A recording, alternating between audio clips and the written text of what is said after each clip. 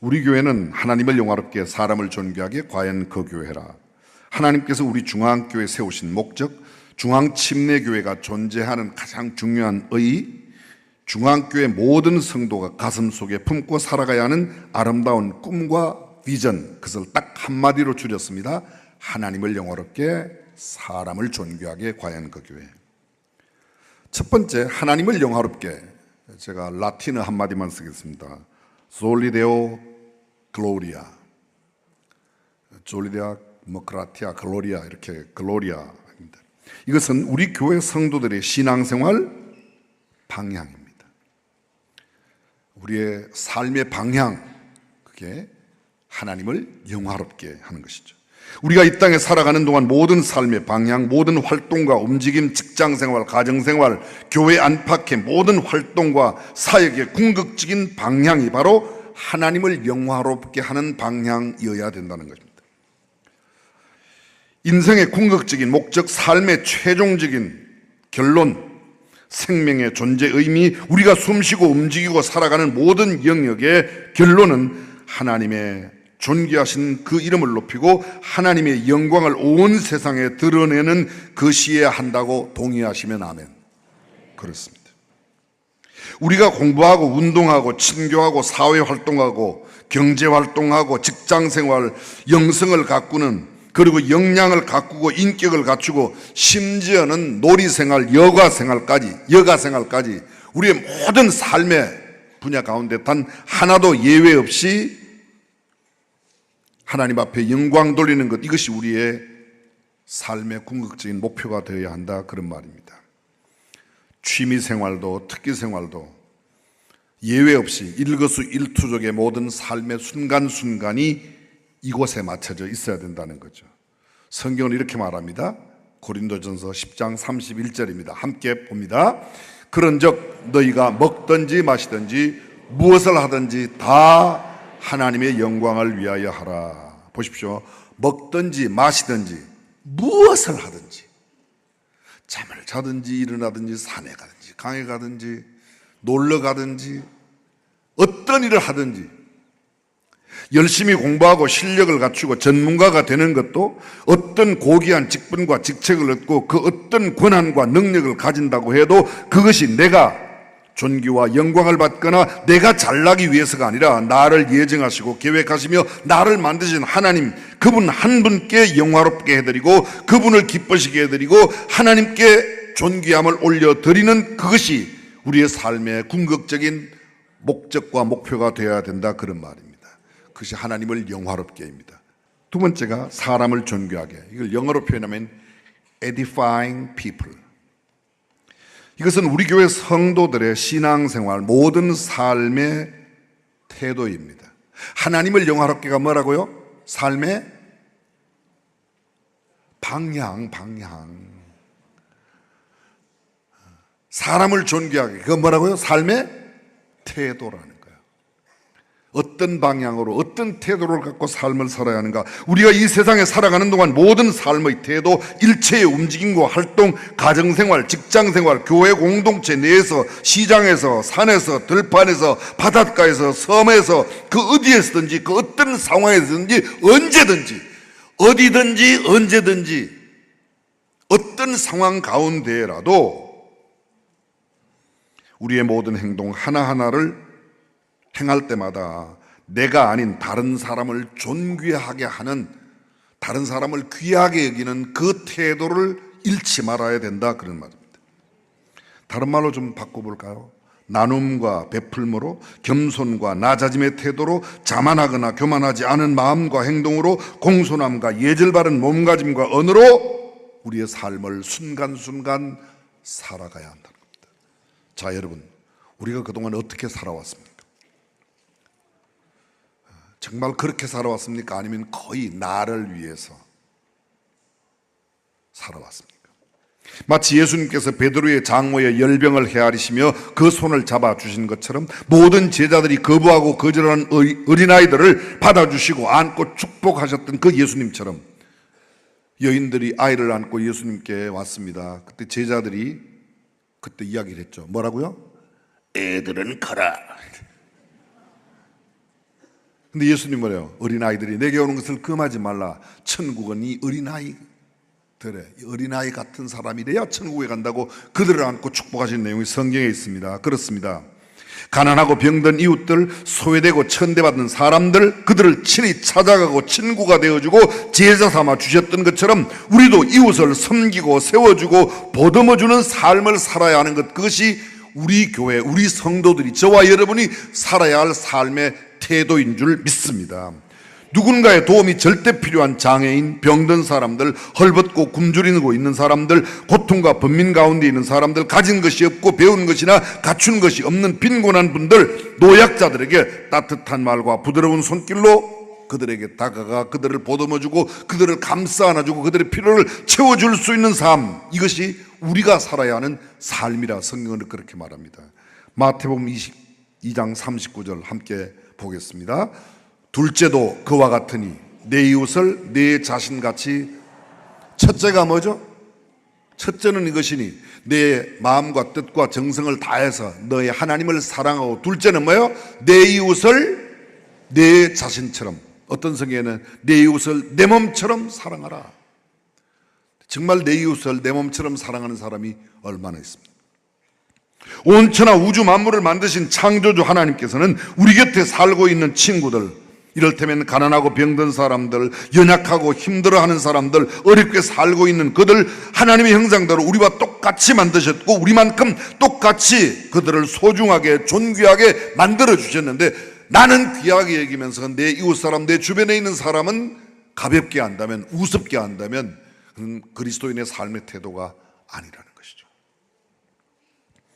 어쩌면 우리보다 누추하고 보잘것없는 옷을 입고 다니는 사람, 우리보다 먹는 것이 천하고 푸성기와 화잘것없는 것을 먹으며 사는 사람, 우리보다 후진 동네에 살면서 최고의 학문을 닦지 못한 채 배운 것이 덜한 사람, 그렇다고 그들을 무시하거나 경멸히 여기고 업신 여긴다면 그것은 우리가 취해야 할 삶의 태도가 아니라고 성경은 단호하게 이야기하고 있는 겁니다. 그들도 모두 우리 하나님께서 사랑하신 사람이요, 그들의 구원을 위해서 하나님께서 독생자 예수 그리스도를 십자가에 대신 죽게 했다는 사실은 나만 위해서가 아니라 그들을 위해서 동일하게 하나님께서 그들을 사랑하심으로 예수 그리스도를 대신 죽게 하셨습니다. 사랑하는 성도 여러분, 하나님을 영화롭게 사람을 존귀하게 산다고 하는 게 구체적으로 어떤 것이에요? 뭐가 가장 하나님을 영화롭게 하는 일이고 하나님을, 이웃을 존귀하게 하는 일일까요? 뭐라고 생각하십니까? 우리가 성탄절 때마다 이런 이야기를 해요. 지극히 높은 곳에서는 하나님께 영광이요, 땅에서는 기뻐하심을 입은 사람들 중에 평화로다. 지극히 높은 곳에 예수 그리스도의 탄생이 하나님께 영광인 이유가 뭐죠? 설명을 이렇게 드려볼까요? 태초에 하나님께서 천지를 창조하셨습니다. 그런데 천지를 창조하시기 전에 하나님이 이미 존재하셨습니다. 아멘. 그때 하나님 뭐 하셨죠? 온 우주 만물을 만드시는, 행동하기 이전 하나님은 무엇을 하셨는가요? 1번 멍하니 계셨다. 2번 우리의 구원을 계획하셨다. 오늘은 정답이 2번입니다. 몇 번이요? 하나님은 구원. 하나님께서 온 우주 만물을 만들기 전에 계획하신 그 구원 계획을 구체적으로 이루기 위하여 예수님을 이 땅에 보내어 우리가 죽어야 할 그 자리에 대신 죽게 하심으로 예수님을 이 땅에 보내셨기 때문에 하나님께서 계획하신 그 구원의 계획이 이루어지는, 현실이 이루어지니까 하나님은 영광을, 그래서 예수 그리스도의 나심이 하나님께 영광이 되는 겁니다. 또 그 예수 그리스도를 믿음으로 우리가 구원받아 하나님의 자녀가 되는 것이 가장 하나님을 영화롭게 하는 일입니다. 여쭤보겠습니다. 우리가 우리 부모님께 할 수 있는 최고의 효가 뭐예요? 예수 믿게 하는 겁니다. 가장 중요한 일입니다. 사람을 존귀하게 세우는 일, 가장 존귀하게 높은 자리 올라가게 하는 것, 좋은 직장을 얻어주는 것, 많은 물질을 주는 것, 그거 다 귀한 일입니다. 그런데 그보다 더 중요한 것은 그로 하여금 예수님을 구주와 주님으로 영접하고 믿게 하여 하나님의 자녀가 되는 게 하는 게 그를 가장 존귀하게 만드는 일이라고 믿으시면 아멘. 그렇습니다. 그래서 그거 하자는 겁니다. 교회의 존재 목적, 우리의 삶의 이유, 교회의 모든 직책과 직분의 궁극적인 직분을 세우는 이유나 까닭, 아직도 예수 믿지 않는 사람 예수 믿게 하고 이미 예수 믿는 사람 예수님을 닮아가게 하는 일, 그 일이 하나님을 영화롭게 하는 일이요 사람을 존귀하게 하는 일입니다. 그래서 하나님을 영화롭게 사람을 존귀하게 뭐요? 과연 그 교회. 세 번째, 과연 그 교회. 과연 그 교회. 영어로 한번 해보겠습니다. Indeed the church. Indeed란 말이 이런 뜻이에요. 정말로, 참으로, 확실히, 과연, 그런 뜻이 있습니다. 좀 쉽게 설명해 볼까요? 정말로 중앙교회는 달라. 정말로 이름값 하네. 저 사람은 정말 진짜 예수 믿는 사람이야. 과연 예수 믿는 사람이다. 감탄하고 정말로, 참으로, 확실히. 소문으로 듣던 그 모습 그대로군요. 과연 중앙교회 사실이군요. 그래요, 정말 그렇군요. 과연 그 이름 그대로 중앙교회. 장로님, 권사님, 집사님, 성도님은 정말 다르군요.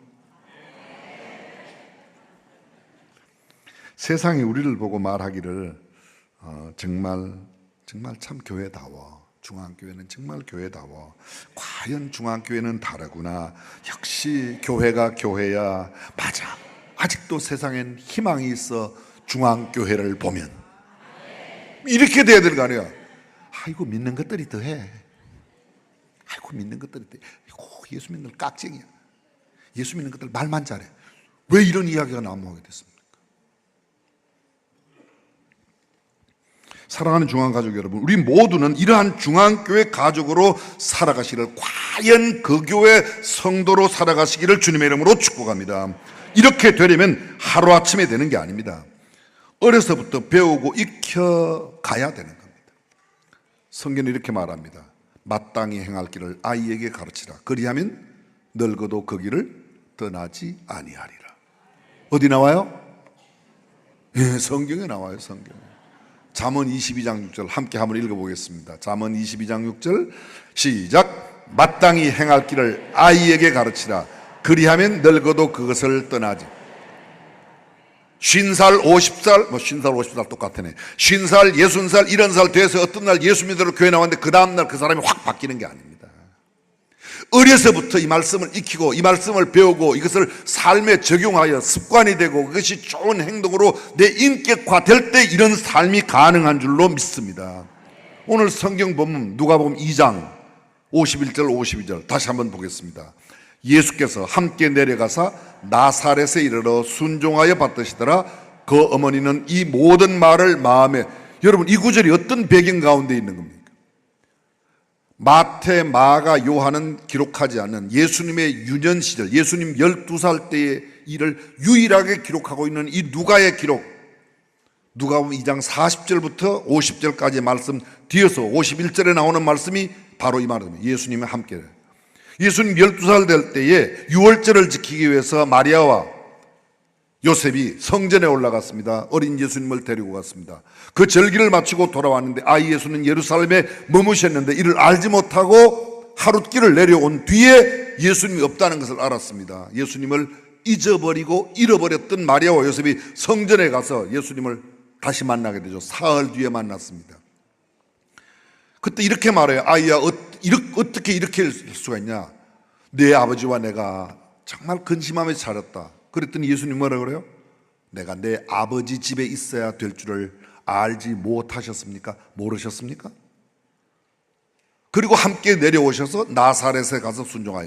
근데 그 어머니는, 마리아는 예수님이 하신 말씀이 뭔지는 잘 몰라도 그 어머니는 이 모든 말을 마음에 두니라. 내가 내 아버지 집에 있어야 될 줄을 알지 못하셨나이까? 그 말 한 것을 마리아 가슴에 두었다는 거예요. 그리고 예수님의 첫 번째 행동의 모습을 이야기하고 있는 유년 시절의 예수님 모습. 함께 내려가 순종하여 받으시더라. 함께 내려가사 순종하여 받으시더라. 예수님 어린 시절의 모습을 이야기하고 있습니다. 그리고 이어지는 말씀, 오늘 우리가 함께 생각해야 할 말씀입니다. 함께 읽습니다. 예수는 지혜와 키가 자라가며 하나님과 사람에게 더욱 사랑스러워 가시더라. 이 본문을 보자마자 제 아내가 저한테 그러더라고요. 이거 우리 교회 4대 핵심 같이 아냐? 맞습니다. 예수님은 하나님에게 사랑받는 영성이 탁월해요. 사람에게 인정받는 사회성이 충분한 그런 성장을 가지고 있습니다. 지혜가 자란다, 정신적인 성숙을 말합니다. 키가 자란다, 육체적인 성장. 우리 교회 4대 핵심 가치가 뭐죠? 경건한 영성. 그 영성. 근데 여기 기록하는 것은 예수님은 그 지혜와 키가, 첫 번째 지혜가 자란다고 말합니다. 헬라 원어의 지혜라는 말이 소피아. 여러분 철학을 이야기할 때 필라소피 이렇게 표현해요. 필라소피라고 합니다. 필리아 플러스 소피아, 소포스인데 그게 소피아가 지혜란 말입니다. 필리아 사랑하다, 지혜를 사랑하다, 그게 철학이란 말입니다. 지혜를 사랑하다.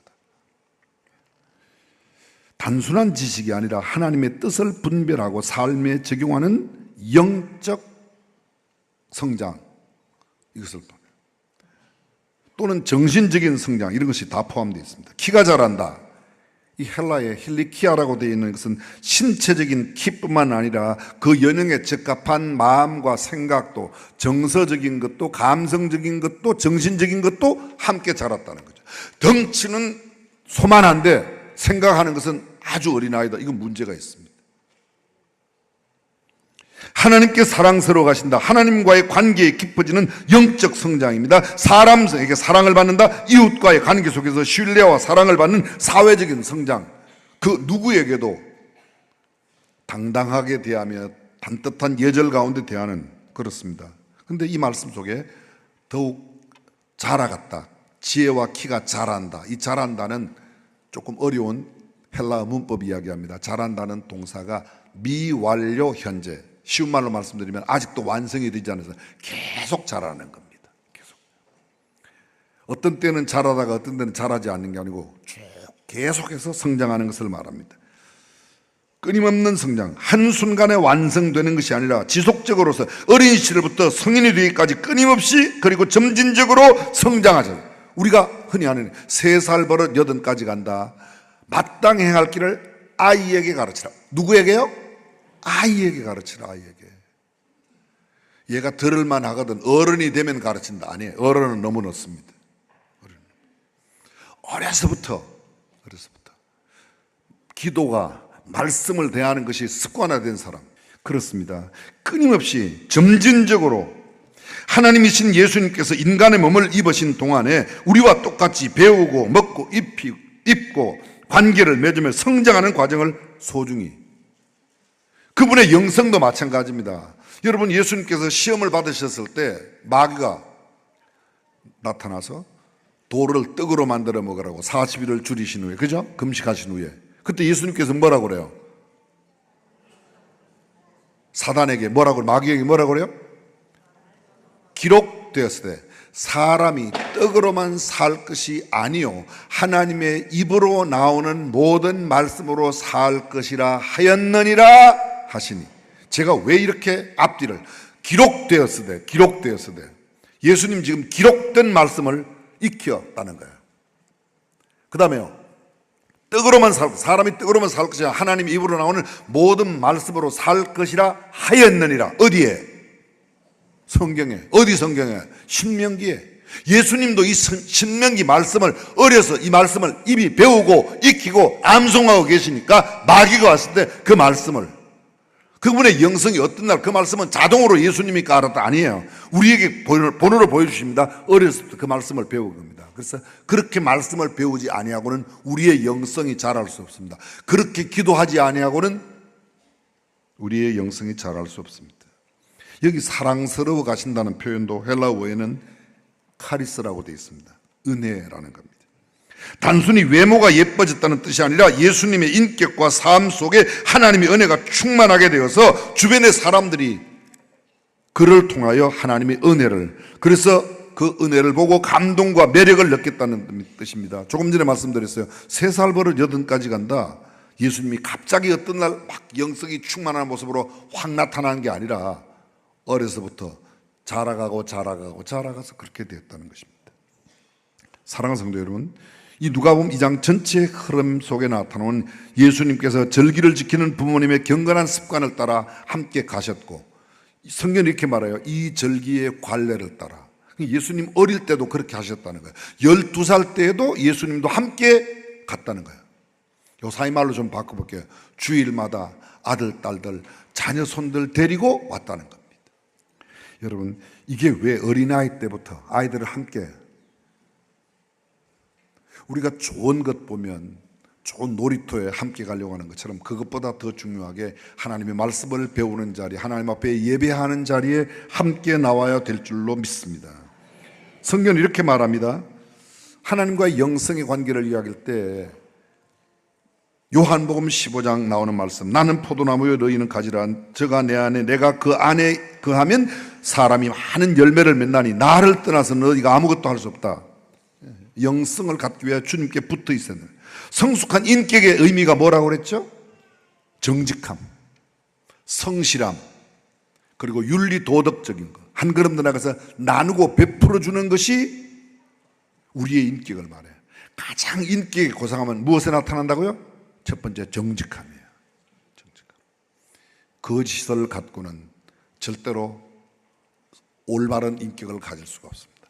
성실함이 아니고는 탁월한 역량 중요합니다. 맞아요. 필요해요. 그런데 그것보다 더 중요한 것은 정직함과 성실함. 작은 것이라도 나누고 베풀 수 있는 삶, 한 걸음 나가서 윤리 도덕적인 삶이 되어야 우리의 인격이 온전할 수 있다는 겁니다. 성경은 이렇게 말합니다. 오직 성령의 열매는 사랑과 희락과 화평과 오래 참음과 자비와 양성과 충성과 온유와 절제니 이 같은 것을 금지할 법이 없느니라. 소위 성령의 9가지 열매, 이것이 영성이 하나님과의 관계라면 인격은 사람들과의 관계에서 나타나는 좋은 열매입니다. 이 열매가 맺혀지지 않으면 우리의 예배당 나오는 교회 생활 이런 것들이 남들에게 올바르게 비춰지지 않는다, 이런 말이죠. 이건 못지않게 중요한 게 있습니다. 그게 네 번째, 건강입니다. 건강한 체력이라고 표현합니다. 사명을 감당하기 위해 거룩한 성전 관리, 몸을 성전이라고 성경은 이렇게 말합니다. 고린도전서 6장 19절, 너희 몸은 너희가 하나님께로부터 받은 바 너희 가운데 계신 성령의 전인 줄을 알지 못하느냐? 너희는 너희 자신의 것이 아니라고, 하나님의 성령이 거하시는 전이라고 말합니다. 여러분 들어보십시오. 이분이 영성이 너무 좋아요. 너무 신령해요. 너무 신령해요. 말씀도 너무너무 잘 전하고 말씀도 많이 알고 기도의 능력도 있고 게다가 너무너무 정직해요. 정말 성실해요. 나누는 것도 좋아해요. 윤리 도덕적이에요. 이분 그뿐만 아닙니다. 뭘 맡겨도 일을 척척 잘해내요. 근데 그 사람이 그만 암이 걸려가지고 중환자실에 들어가면 그 사람의 영성과 그 사람의 능력과 그 사람의 인격 성품이 무슨 소용이 있겠어요? 육체의 건강이 영성 못지않게, 능력 못지않게, 그의 성실함이나 인격 이런 거 못지않게 중요하다고 동의하시면 아멘. 예수님은 그 지혜와 키가 자라며 정신적으로도 육체적으로도 영적으로도 사회적인 면의 인품 성격도 아름답게 자랐다. 성경은 이렇게 말하고 있습니다. 이것이 우리가 자라야 할 삶의 목표입니다. 영성이 뿌리라면 인격은 줄기이고 역량은 가지고 건강은 이 모든 것이 자랄 수 있는 토양과 같습니다. 이것 어느 것 하나 빼놓을 수 없이 함께 조화를 이루어야 된다는 겁니다. 저는 우리 어린이 주일을 맞이해서 우리 교회 모든 어린아이들 다음 세대가 이러한 완벽한 조화, 영성과 인격, 성품과 그분의 능력과 그리고 건강한 모든 체력들이 아름답게 조화를 이루어 하나님을 영화롭게 하고 사람을 존귀하게 하는 과연 하나님의 그 사람 되시기를 주님의 이름으로 축복합니다.